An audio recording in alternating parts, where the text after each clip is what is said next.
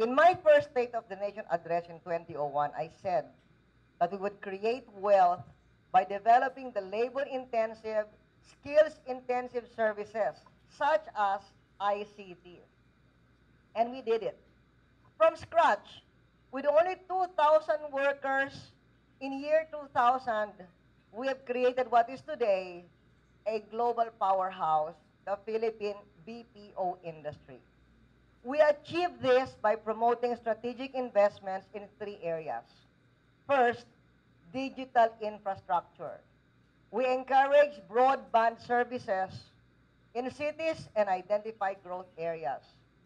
Thanks to these investments in connectivity, the cost of international calls went down from 40 cents per minute to 2 cents for those who are using VoIP. The number of internet users jumped from 2 million in year 2000 to more than 24 million today. No wonder we can have a vibrant BPO community. And so that no Taiwan tremor or tsunami can cut off our cyber services from their global clients, even for a minute, we encourage PLDT and Globe to invest billions in having more than one telecommunications gateway. Second area of investments was an appropriate policy and legal environment. We created the Commission on ICT. Here's the chairman of the ICT now, Ray Chua. My youngest cabinet member. I told him to be guided by the policy that the ICT sector should be guided by the market with minimal government interference. For example, if the market calls for call centers, we should not force them to specialize in something else.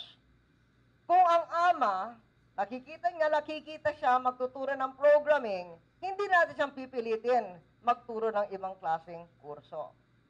Instead of regulating, we gave incentives to developers of IT parks. We assisted foreign investors and domestic investors in identifying promising provincial sites. That's why we put up the cyber corridor. And we built more transport facilities to those sites. That's why we're putting these highways to make Lipa very near the Philippines. Sabi nga ni Congressman Dong Mendoza, pag natapos na yung Stars-Lex connection, gaano katagal from Lipa to ano? To Manila? 1 hour. 45 to 1 hour. And then yung sa, then to Batangas? To Batangas? Hindi, Lipa to Manila. Lipa to Manila, ma'am, is 1.5. Na ngayon. Pero pa-after mo, 50 to 1 hour. 50 minutes to 1 hour. Eh, yung Batangas City? Ma'am, ano yan? Plus 10 minutes lang. Okay. So this philosophy drove the fast growth of call centers. But now the market is also leading to the growth of higher value segments, the offshoring and outsourcing industries like accounting, legal, medical, personnel, administrative services. Pati na rin yung, halimbawa, research. For instance, you can do your research here for a lawyer in America or in Hong Kong, and that gives you a very, very good salary without having to go abroad. That is another high-value segment. And of course, software development, IT. The other day, I inaugurated in Taguig the IT center of UST Global. This is US Technology Global, top 21 of the IT companies in the world. And I was interviewing the young people who were working there.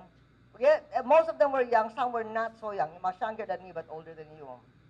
And many of them had come from Hong Kong, from China, from the US, from the UK, because they were doing IT in those countries, but they decided to come back because the salary that they were earning in that company here now in Taguig is very similar to the salaries that they were earning in those other countries, and they could be close to their their families as well.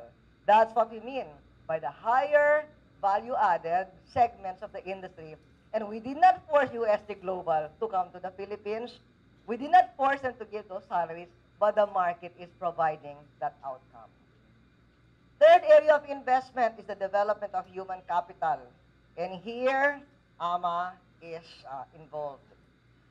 Not only to teach you how to have a bigger chance for a job in the ICT sector when you get out of school, but also so that our young people, even younger than you, in high school, will be more at home with computers and the internet to be the next generation of such an exploding industry. So more than 5,000 public schools now have computer laboratories, while almost 4,000 public schools have been connected to the internet. And now you in your uniform, T-shirts, this is where you come in. In technical education and skills training, we have invested 3 times as much as the combined investment of three previous administrations in textbook education of the 3 previous administrations. And a very large portion of this investment goes to scholarships for the BPO industry. Kasama na kayo doon.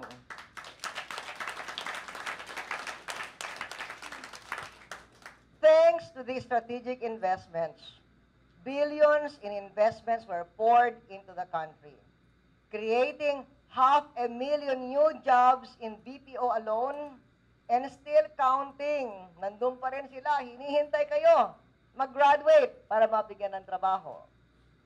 So today, the Philippines with 90 million people has challenged India's 1 billion population for BPO supremacy. Compared to nothing in 2001, $0.02 billion in 2001, today our BPO industry in 2009 earned more than $7 billion.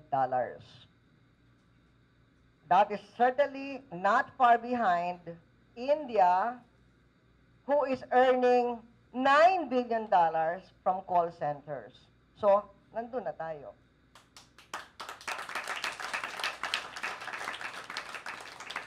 Doon sa United Kingdom, for the second time, their National Outsourcing Association awarded the Philippines as the offshoring destination of the year.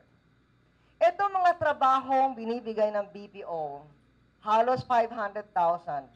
Certainly, aabot ng 500,000 pag alis ko sa pagkapangulo. This is part of the legacy that I will leave.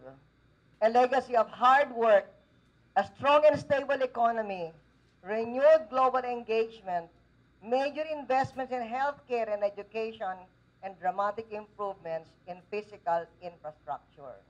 At ako ay nasisiyahan na kayo ay narito bilang bahagi ng legacy na yon. Much work remains to be done. Kayo, mag-aaral pa kayo.